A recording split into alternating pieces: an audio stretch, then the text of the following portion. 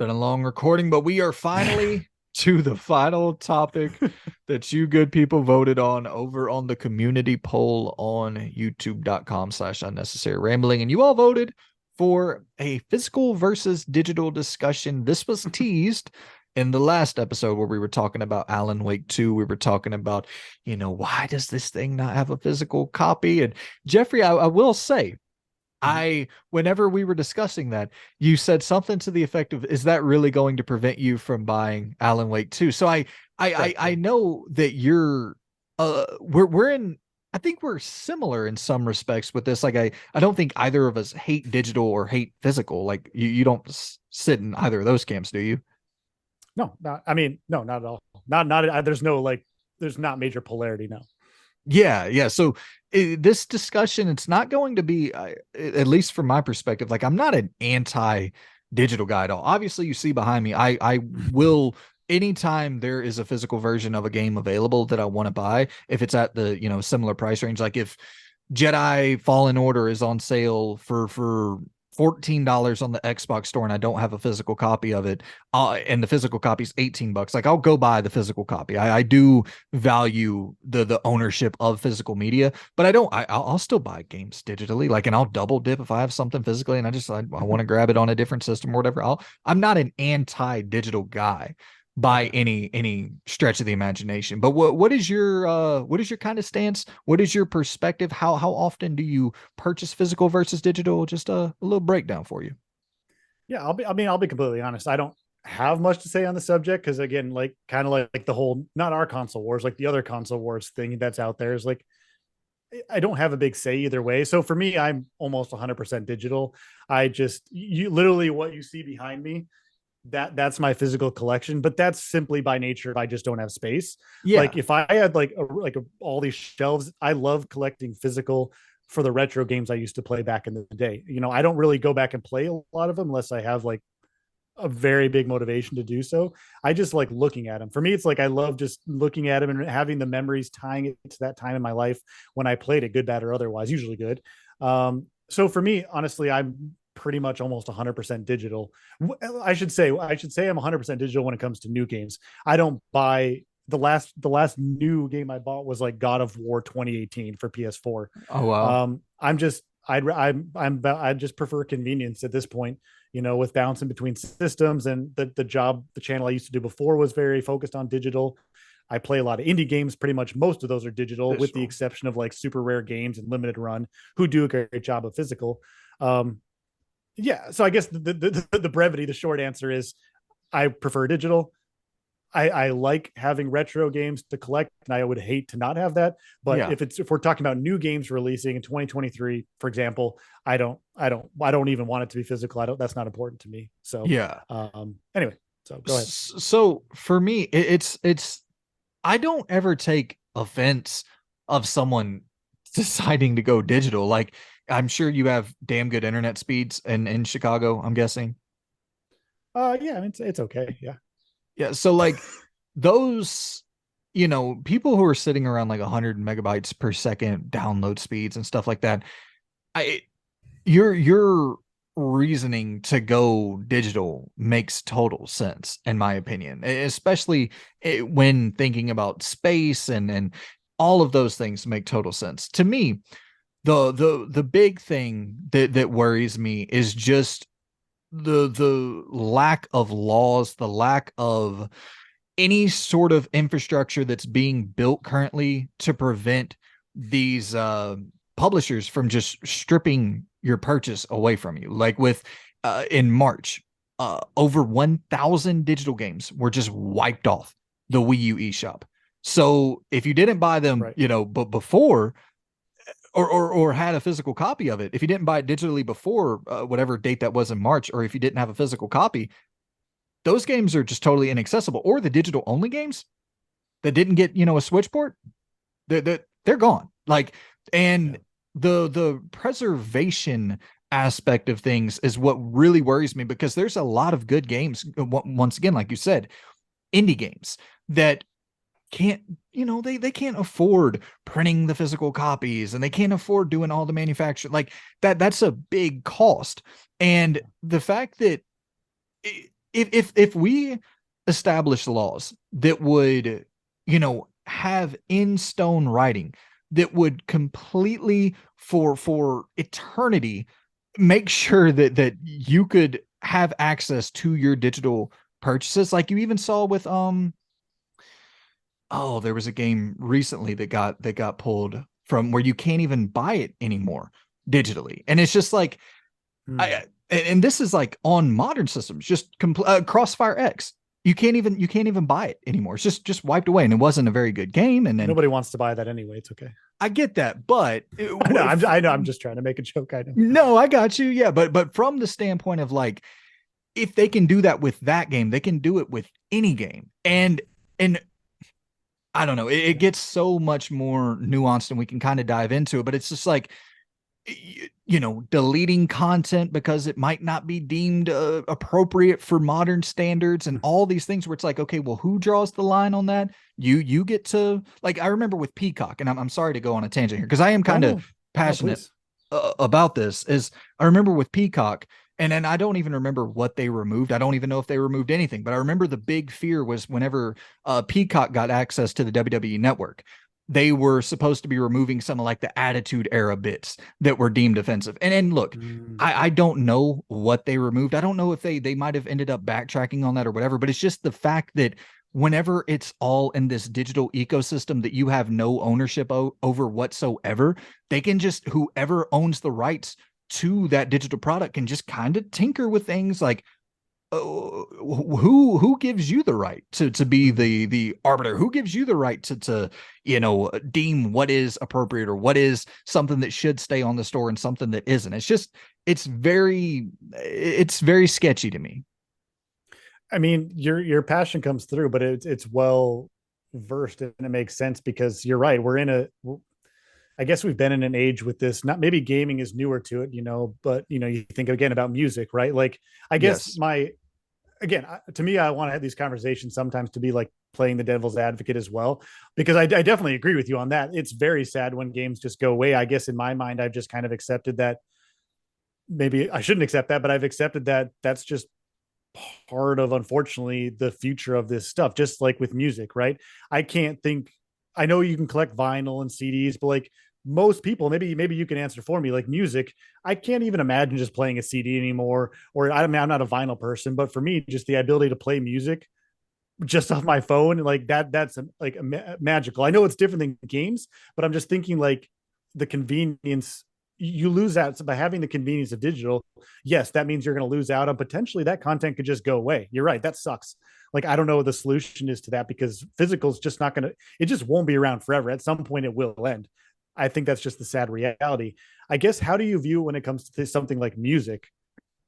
So the file size is a big issue that separates music from gaming. You're talking about 100 GB games, 70 GB games. And like you said, in Chicago, in these, New York, Los Angeles, like these big cities, they usually will have, at least 100 megabyte per second download speeds.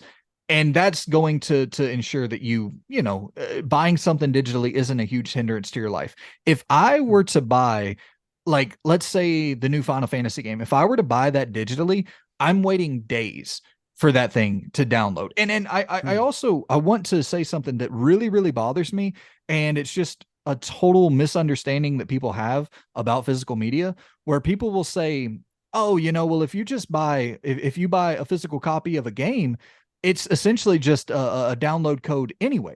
That's not true for 99.9% of PS5 and Switch games. If you buy the physical copy of the game, yes, there will be updates and patches, but most games you can play from start to finish without updates or patches. The updates or patches, that's what you have to have you have to have, the internet access for that. But the actual download of what's on the disc, that's why they said with Final Fantasy VII, the remake, it'll come on 2 discs, because it's going to be the complete game on 2 discs. So, each disc's, I think 100 gigabytes. So it's going to be like 150, 120, whatever it ends up being. But they needed 2 discs so that it can come complete on that disc. And they value and understand that that will be preserved forever, despite, as long as you have a PlayStation 5 and you have the 2 discs for Final Fantasy 7, the part 2, the Rebirth, you will be able to play that game forever, regardless of any internet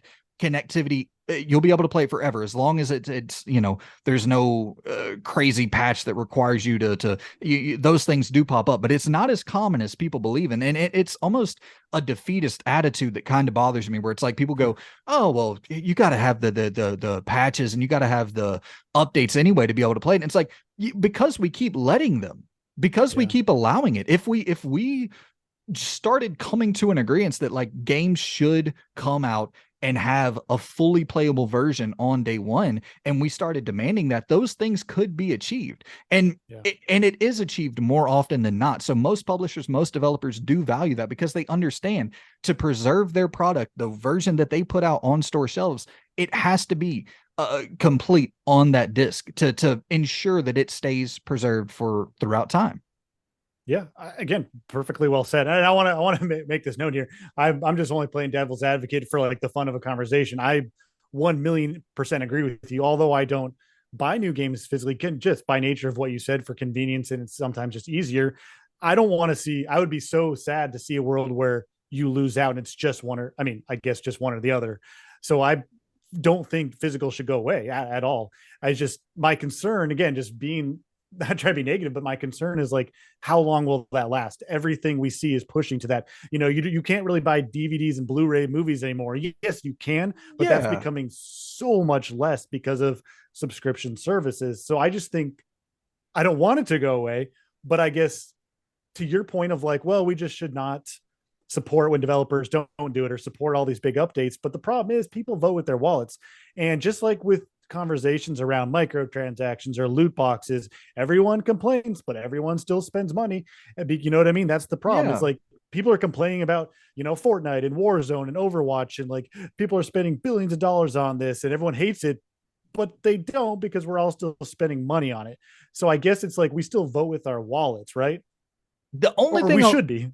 Yeah, the only thing I'll push back on a little bit there is that you still, like you said, you still can buy vinyl. You can, for the majority of big releases for Blu-ray, unless it's like a Netflix exclusive. Obviously, they don't really want to put out a physical copy, and I understand that. But like you can get physical releases for the majority of the bigger films still to this day, the majority of the bigger albums still to this day, and those are very, very, I would say, very.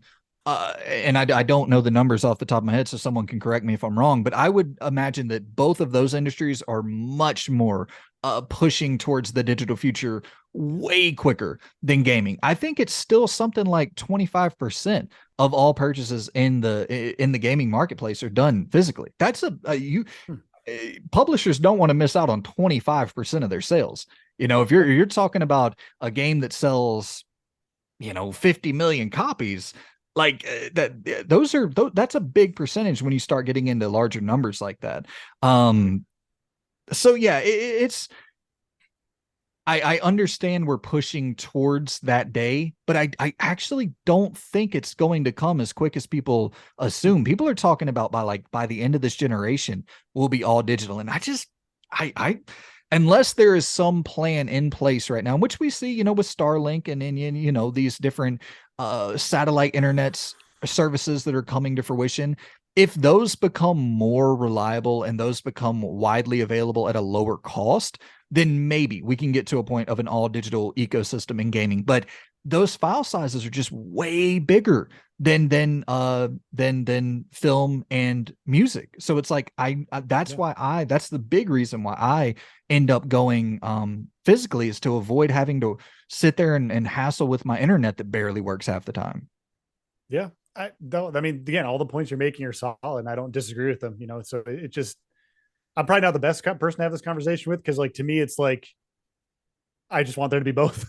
Like, I'm not like one side or the other. I just opt more on convenience. But you're right, that really is dependent on people's internets. That's dependent on where you're at in the world, and not everyone has good infrastructure. And interestingly, the US has worse infrastructure than lots of places in the world, which doesn't make sense. Yeah. And to address the point that I skipped over, which I shouldn't have, your big point, which is absolutely the worst, is that at any point your purchase can just be gone digitally. And Yeah. you're right. That's something I think about. Like, I don't, yeah, it's a first world problem. But like when I look at like my games on Xbox, my wife's like, God, you got like 400 games. And I'm like, yeah, that's super cool. But like, you're right. Any of those could just be gone at any second. I mean, most of the time, as long as you have it downloaded and Yep. installed, that can't go away. I think the most notorious in a tangential way is PT. You Yes. know, you look at PT from years ago, the playable teaser for what was going to be Silent Hills. That's a small example, and that's, yeah, you didn't buy it because it was a demo. But you think about, people are clamoring to get a PS4 that still has PT installed on it because Konami, in their infinite wisdom, is like, we're just going to take it away. They can make that call, but it's like, if it's a game you purchased, as you had said, we're not actually purchasing the game digitally. You're purchasing the ability to play the game. And you're right. Exactly. That sucks. You're right. Like, that just sucks. But it's like all of that fine print, the EULAs, all those things we all just skip over. We're all just agreeing to it blindly. So it sucks. Yeah. I mean, there's no way around it. It just sucks. Yeah. Well, But I'm going to read you this tweet that I pulled up because I remembered this and I wanted just it's TMV. I'll put it up on the screen so people can see it. He posted, Amazon deleted my Final Space digital purchase of season 1 and 2. My video library has been wiped clean of Final Space content. Well, WTF? And Amazon Help replies directly, says, hello.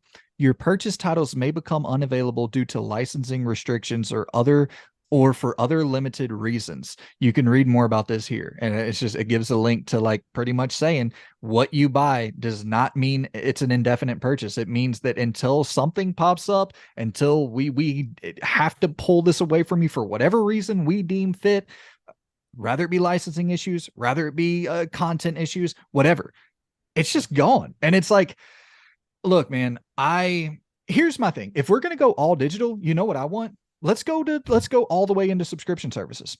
Okay, cool. okay. Don't bullshit me. Don't tell me I own something that I don't own.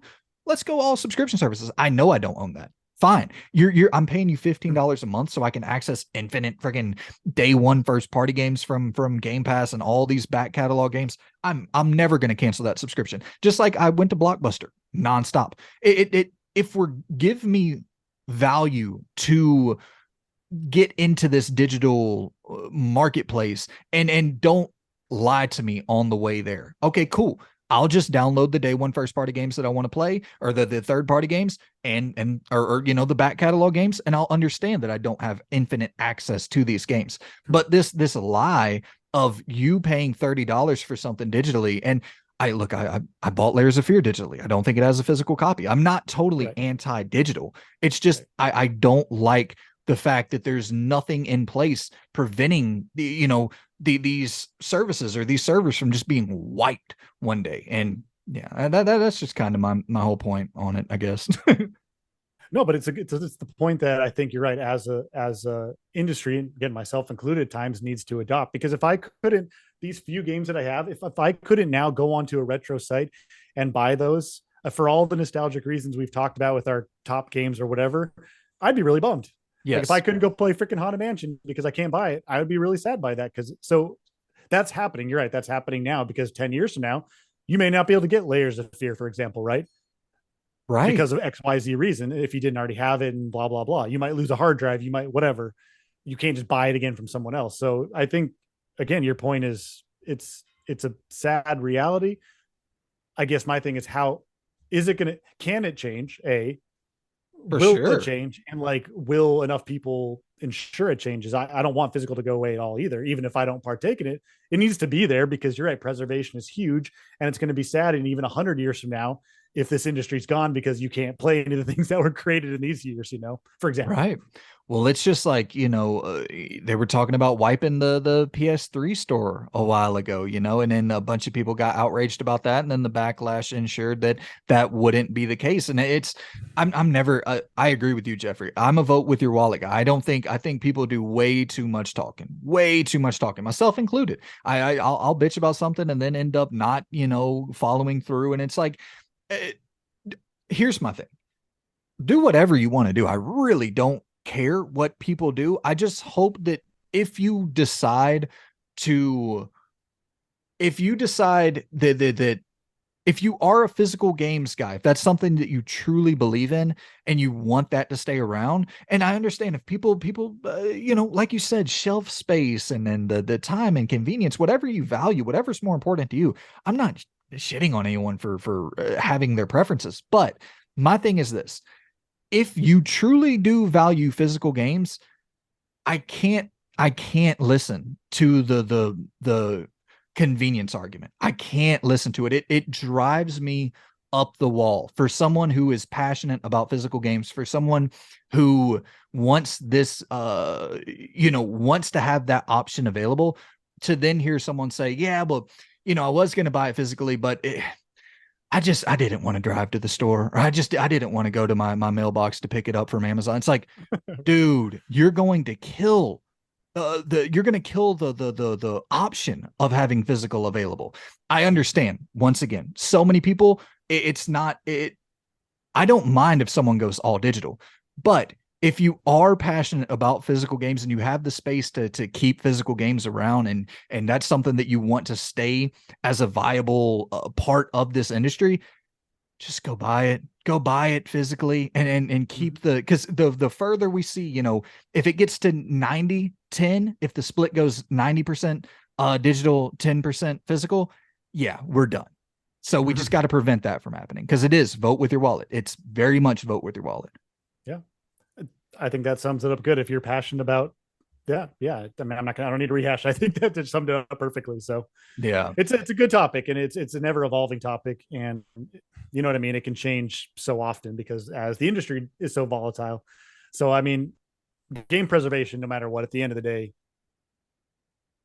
is a tough thing, and it needs to happen, though. You're right. Or otherwise future generations are going to lose out on all these things we're enjoying right now. And that's a bummer. Yeah, So, absolutely. And you're talking about, a lot of these lawmakers and stuff, not trying to be rude, but might not be the most knowledgeable in this field. So it's very much on us, man. It's very much on us to keep supporting the things that we want to stay around. And that would just be my only, like, I'm not trying to TED talk here, but if you have passion for something, if you enjoy something, and if you want something to continue staying around, just support it, man. Support it. That's the only way you're going to ensure that anything that you enjoy, anything that you love, stays around consistently, is if you put your money where your mouth is.